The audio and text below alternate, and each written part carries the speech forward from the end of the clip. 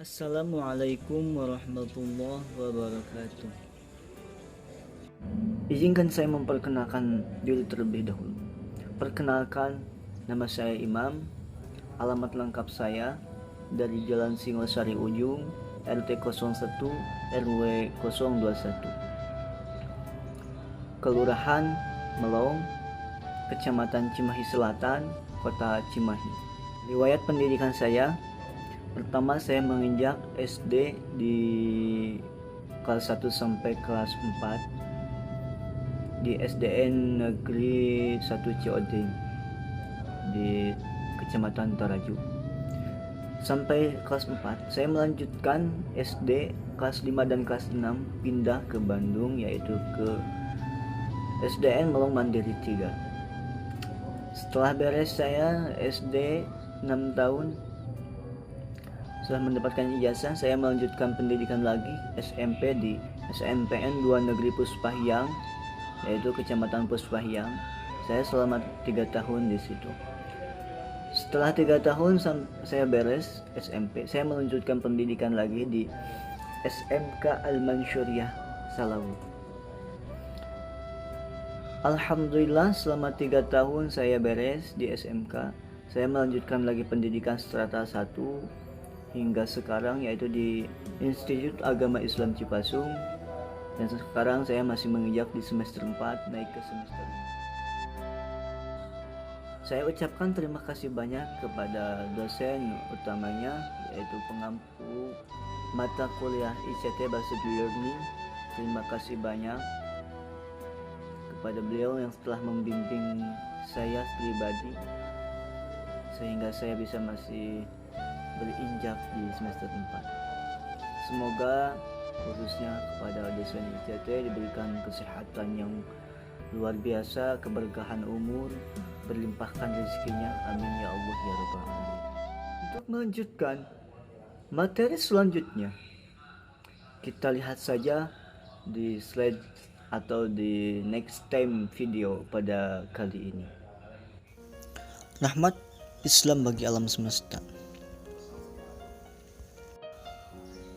Poin pertama yaitu perkembangan Islam di dunia. Selama beberapa tahun dari diutusnya Kangjeng Nabi Muhammad SAW sebagai Nabi dan Rasul terakhir dengan membawa ajaran Tauhid, Islam mulai tersebar ke berbagai negeri di sekitarnya dan terus berlanjut hingga Islam benar-benar menjadi agama bagi seluruh penduduk dunia. Perkembangan Islam yang pertama yaitu di benua Asia, yaitu di negara India. Islam masuk ke India pada abad ke-7. Kemudian agama Islam dapat berkembang dengan pesatnya di sana. Bukti perkembangannya, Islam di India adalah dengan berdirinya kerajaan-kerajaan Islam serta peninggalannya. Di sini ada beberapa kerajaan-kerajaan di India. Yang pertama ada kerajaan Sabak Takin, yang kedua kerajaan Ghazi, yang ketiga kerajaan Mamalik, yang keempat kerajaan keturunan Khilji, yang kelima kerajaan Taglak. Perkembangan Islam di Asia yang kedua yaitu di Pakistan.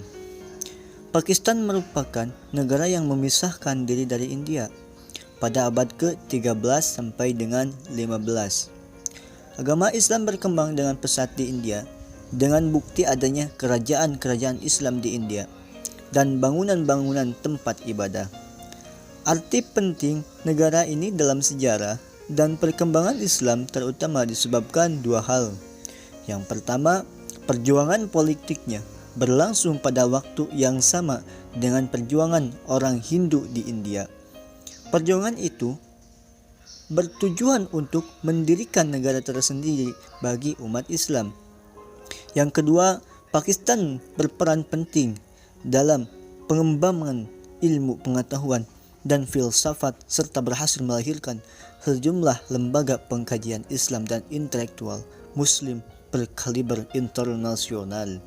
Perkembangan Islam di benua Asia yang selanjutnya yaitu di Afghanistan.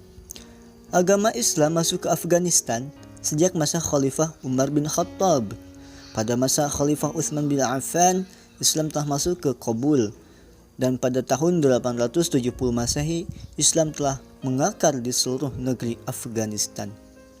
Perkembangan Islam di Afghanistan selanjutnya berjalan dengan pesat. Tidak ada hambatan, dengan bukti penduduk Afghanistan 99% beragama Islam. Perkembangan Islam di benua Asia yang selanjutnya itu di Tiongkok. Agama Islam masuk ke wilayah Tiongkok sekitar abad ke-10-an, yaitu langsung dari bangsa Arab dan para saudagar yang datang dari India.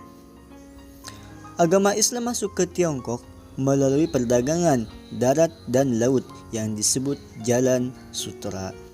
Perkembangan Islam di Asia yang selanjutnya yaitu di Singapura. Perkembangan Islam di Singapura boleh dikatakan tidak ada hambatan baik dari segi politik maupun birokratis.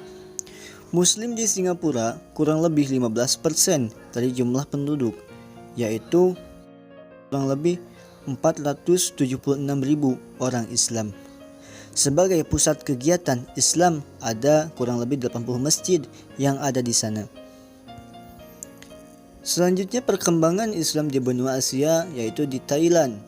Agama Islam masuk ke Thailand melalui kerajaan Pasai atau kerajaan Aceh. Sedangkan yang menyebarkan agama Islam di Pulau Sulu ialah Syed Abdul Aziz, atau dikatakan juga Sidi Abdul Aziz dari Jeddah.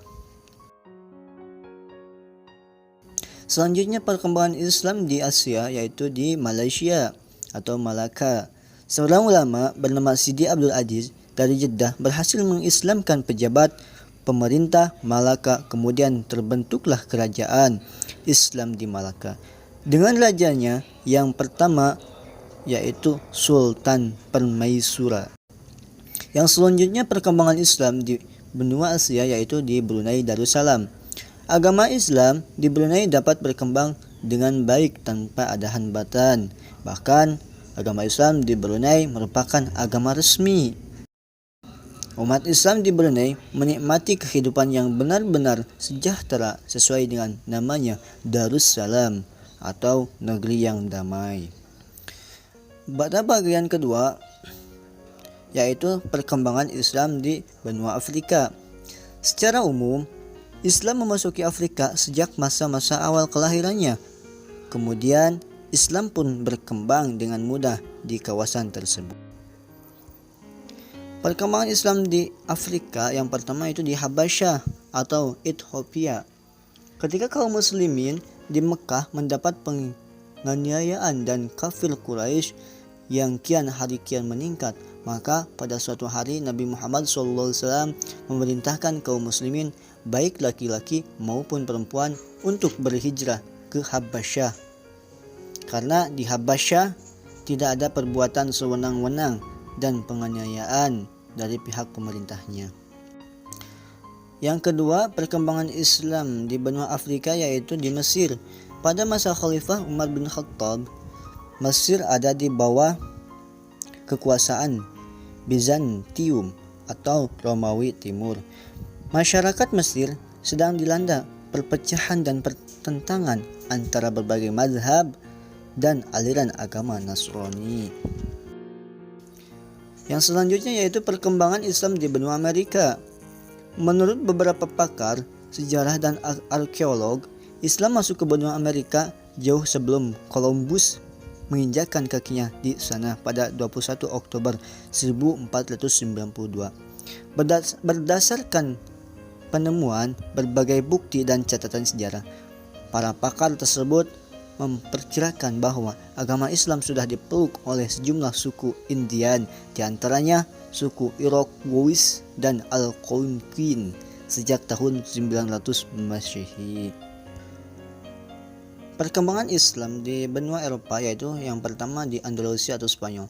Pada masa pemerintahan Bani Umayyah di Damaskus, Andalusia dipimpin oleh Amir atau gubernur, di antaranya oleh putra Musa sendiri, yaitu Abdul Aziz. Runtuhnya kebesaran Bani Umayyah di Damaskus dengan berdirinya Daulah Bani Abbasiyah di bawah pimpinan Abdul Abbas Al-Saffah atau penumpah darah yang berpusat di Baghdad, yang menyebabkan seluruh keluarga kerajaan Bani Umayyah ditumpas. Yang kedua yaitu perkembangan Islam di benua Eropa, yaitu di Rusia. Sampai akhir abad ke-10 Masehi, orang-orang Rusia masih menyembah berhala. Rusia jatuh ke tangan Islam di bawah pimpinan Panglima Qutaibah bin Muslim pada masa Khalifah Walid bin Abdul Malik sampai permulaan Khalifah Sulaiman. Pada saat itu, Qutaibah mampu meluaskan penaklukan ke semua negeri yang terletak di dua sungai, Jihun dan Sihun. Yang selanjutnya yaitu di negara Inggris. Inggris termasuk salah satu negara yang cukup bagus perkembangan Islamnya. Hal ini didukung dengan pemindahan Universitas Islam Toledo di Spanyol ke Inggris. Sejak itu Inggris mempunyai Universitas Cambridge dan Oxford. Yang selanjutnya, perkembangan Islam di Australia. Muslim di Australia memiliki sejarah yang panjang dan bervariasi yang diperkirakan sudah hadir sebelum pemukiman Eropa. Beberapa pengunjung awal Australia adalah Muslim dari Indonesia Timur. Mereka membangun hubungan dengan daratan Australia sejak abad ke-16 dan 17. Pada poin selanjutnya yaitu masa kemajuan peradaban Islam di dunia. Ada beberapa jenis pemetaan periode sejarah Islam menurut para ahli. Salah satunya adalah periodisasi menurut Harun Nasution. Menurut beliau, Islam dapat dibagi menjadi 3 periode besar, yaitu periode klasik, periode pertengahan, dan periode modern.